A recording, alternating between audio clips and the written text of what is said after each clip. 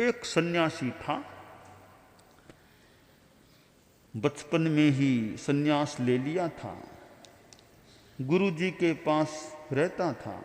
कालांतर में गुरुजी का देहावसान हो गया। अब वह चेला सन्यासी अकेला रहा। गुरुजी थे तब तक तो फिर भी एक साया था, अंकुश था, नियंत्रण था।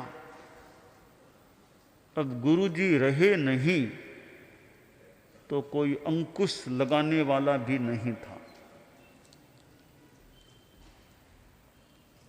कुछ दिन बीते, मन में आया रे मैं क्यों सन्यासी बना। गुरुजी ने कहा मैं सन्यास लेने को तैयार हो गया। है क्या सन्यास में? गुरुजी कहते थे वो मोक्ष है, परमात्मा और आत्मा, कितनी बातें करते थे। मुझे इतने बरस हो गए सन्यासी बने, न तो परमात्मा दिखा न आत्मा दिखी, क्यों फालतू में संसार के भोगों से वंचित रह रहा हूं। ये बेकार की बातें हैं कि आगे मोक्ष मिल जाएगा और वो मिल जाएगा और आत्मा है, परमात्मा का दर्शन है। कुछ नहीं है, सब बेकार की बातें हैं। होता इतने बरस हो गए मुझे सन्यास लिए, कुछ मिला तो नहीं, तो सन्यास को छोड़ देना चाहिए। सन्यास को छोड़ने का भाव बन गया कि घर जाऊं, घर जाके ये वेश भी उतार दूंगा। जा रहा था अपने गांव की ओर। गांव का पारिपार्श्विक भाग आ गया। एक दुकान दिखाई दी। देखा दुकान में तो मेरा बचपन का मित्र है। बहुत खुश हुआ कि रे कितने वर्षों बाद आज मित्र को देखा है, जाऊं दुकान में अच्छी तरह मिलूं। तो दुकान में घुसा। दुकानदार ने भी देखा रे मेरा बाल सखा आ गया है। बहुत खुश हुआ कि आओ बाबा आओ, बैठो। तुम तो बचपन में जल्दी सन्यासी बन गए थे, इतने बरस हो गए, आज हमारा मिलना हुआ है, बहुत खुशी हो रही है। एक बचपन का साथी, बाल क्रीड़ा का साथी आज मिल गया है। थोड़ी देर बातें चली। वो जो सन्यासी था, देखा रे दुकान में तो कई पिंपे पड़े हैं। तो इसने पूछा रे इतने पिंपों में तुम क्या रखते हो, क्या चीजें हैं इन पिंपों में? दुकानदार बोला देखो इसमें तो धनिया है, इसमें जीरा है, इसमें नमक है, इसमें हल्दी है, इसमें मिर्च है, इसमें सौंफ है, उसमें काली मिर्च है, उसमें दाखें हैं, उसमें काजू है, उसमें बादाम। यूं एक एक पिंपे में जो सामान रखा हुआ था उसकी जानकारी दुकानदार ने दी। दो पिंपे आगे कोने में पड़े थे। तो सन्यासी बोला रे और तो सारे पिंपों का परिचय करा दिया, उन दो पिंपों का परिचय तो नहीं कराया, उनमें क्या सामान है? तब वह दुकानदार बोला उनमें तो राम राम है।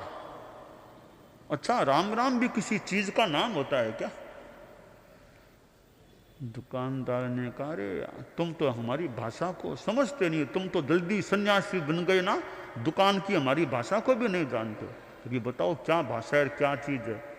तुमने कहा राम राम, तो राम राम क्या होता है? राम तो भगवान, राम राम, इसमें राम राम कैसे हुआ? अरे जो कोई पिंपा खाली होता है ना, बिल्कुल खाली, कुछ नहीं है, तो कुछ नहीं है ऐसा भी कह सकते हैं।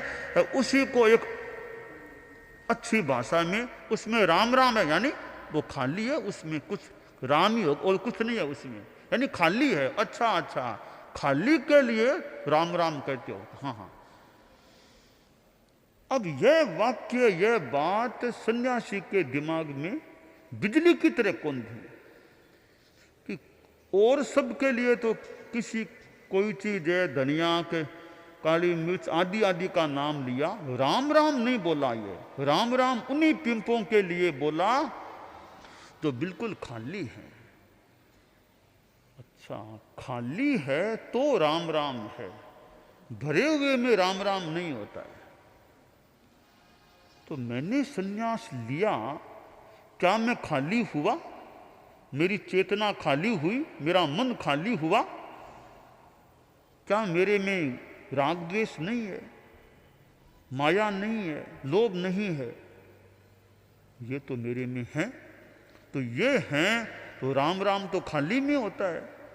भरे हुए में तो काली मिर्च भले हो जाओ, मिर्चें भली हो जाओ, राम राम नहीं होता है। अरे मैंने खाली होने की साधना कहाँ की? तब राम परमात्मा मुझे कैसे मिलेगा? आत्मा कैसे दिखेगी?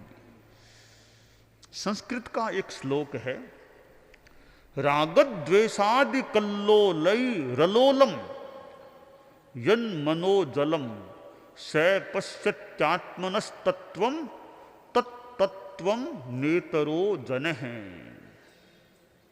जो मन रूपी जल रागद्वेष की तरंगों से तरंगित होता है,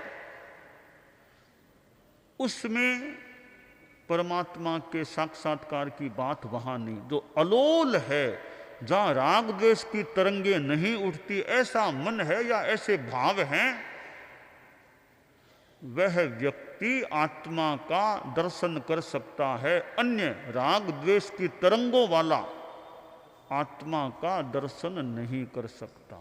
तो भावरूपी जल में राग द्वेष की तरंगे हैं, उल्लोल कल्लोलई तरंगे हैं, तो आत्मा का दर्शन नहीं। तरंगे नहीं, शुद्ध भाव हैं, शुद्ध जल रूपी भाव है, शांत जल है, वहां आत्म साक्षात्कार हो सकता है।